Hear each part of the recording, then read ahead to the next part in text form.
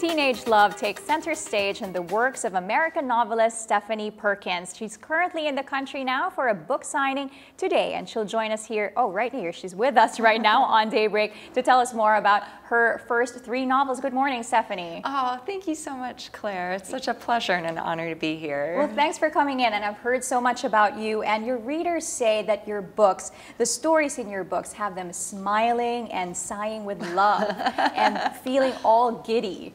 So where does this come from? How do you write these stories? Well, they really come from experience, to be honest. They come from a mixture of the books that I love to read and trying to recreate those feelings of swoon and happiness and joy.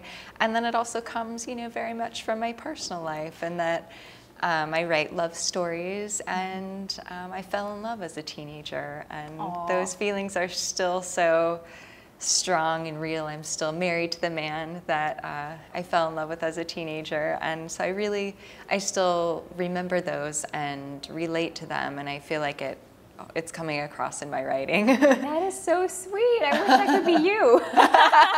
So romantic. It was lucky. And I know that, all the characters in your books are just adorable.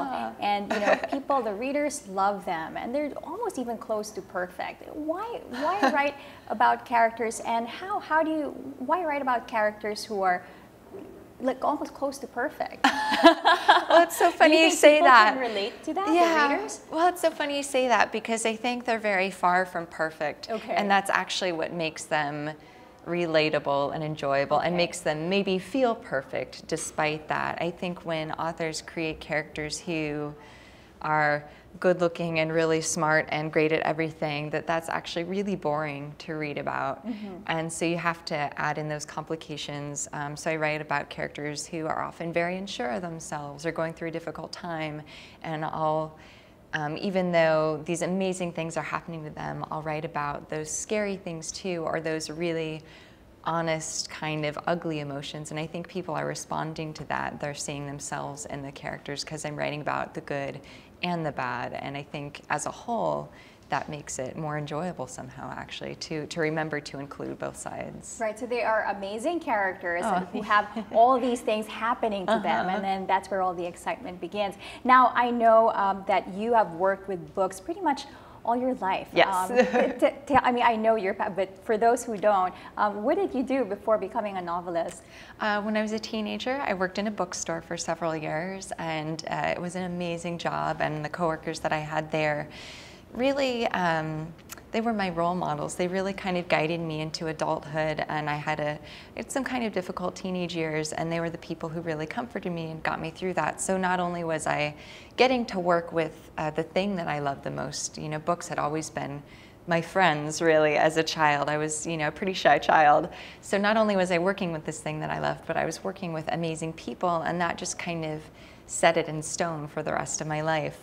So from there, I studied creative writing in college, and then when I graduated, I became a librarian. So I was still working with books, and from there, novelist. So I can't imagine not working with them. With books, yeah. So pretty much most of your life. That is my life, yeah. Working at a bookstore, and then becoming a librarian, and now a novelist. Yeah. So yes, books have become your best friend. They have, yeah. And people love your there. books. And I also know that that you live in North Carolina, and your home, your house, the rooms of your house, I read this, that you painted all the rooms of your house a different color of the rainbow. And why is that? Do you think you can sort of associate yourself with the characters that you've written in some of these books? Like Lola, she's so quirky, and she has this outrageous style. Yeah, Lola believes in costume, not fashion, and she likes to be a different person every single day. She's not content with just being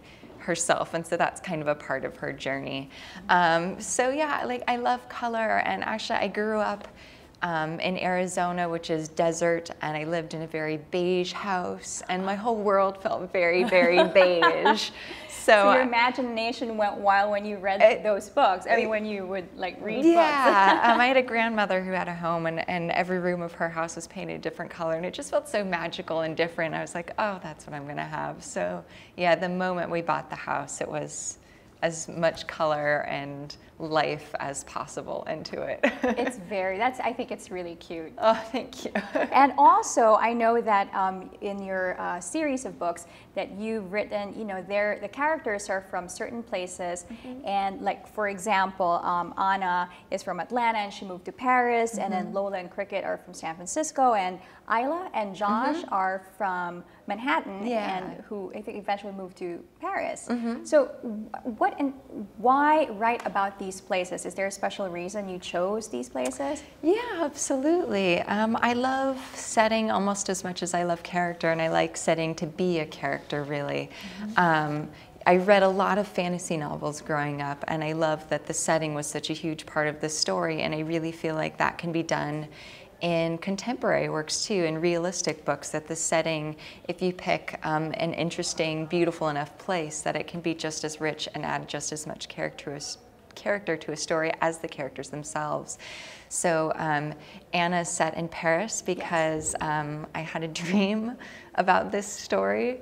And in the dream, I saw this really beautiful boy sitting on the steps of the Pantheon in Paris. And you wrote about him? Yeah, and when I woke up, I was still very, very taken by this. How does your husband feel about that?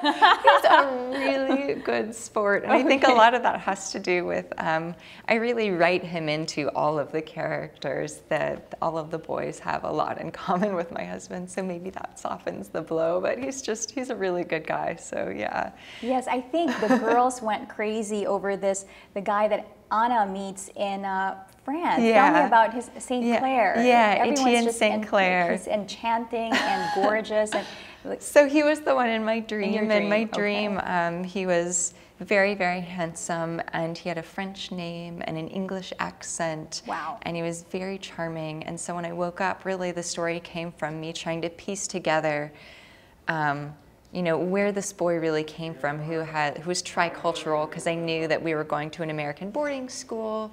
So I was wondering where that came from, and I created Anna as a match for him. He really came first. He's really the one who's responsible for my career, so I'm very grateful for that character. And that book is, you know, been it's very successful. Like, a lot of people loved it. And you followed it with another one, Lola and the Boy Next Door. Now, with Lola, I know she's quite unique.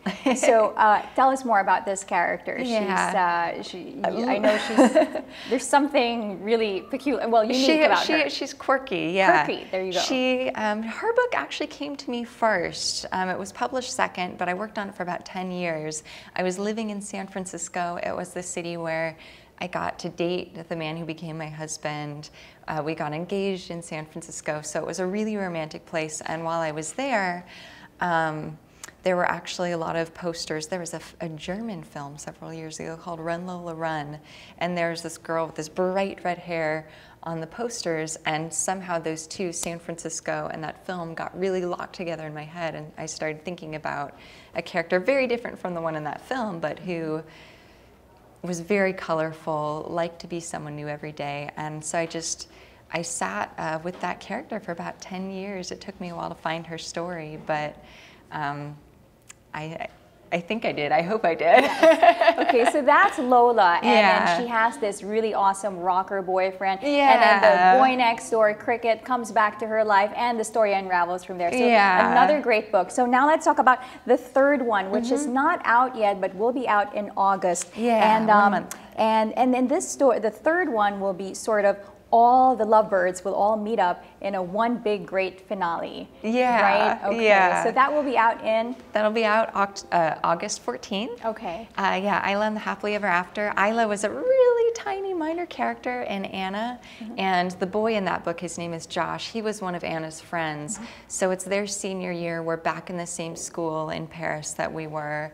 And they fall in love very, very quickly. And so they're, you know, in Anna and Lola, it kind of takes a while for for you to get to that love story. And in this one, I have it happen immediately. And then the story is, you know, what happens when that thing you've always wanted to come true actually comes true. And maybe it's not quite what you hoped it would be or thought it would be, and kind of dealing with the reality of that, and then going from that moment of reality back into a second happily ever after. So that's what that one's about. Well, I'm sure all the readers can't wait for that to come out. And right now, all these books are, well, the 2 books right now are available in National Bookstore, and you have a book signing coming up. I sure and that do. will be for later on in the day. There we have it. The information is flashed on your screen. So if you want to meet Stephanie Perkins and grab a copy of her books, go to National Bookstore. And that will be happening July 5th and 6th at 1 p.m. in SM Cebu and Glorieta 1 in Makati. Well, again, thank you so much for coming in, Stephanie. Thank you so much. And all the best to you. Oh, thank you. Thanks for chatting with us this morning. Thank you. I really appreciate it. And I would love to invite all of my readers and everyone watching to come out and say hello. I would love to meet you. Thank you.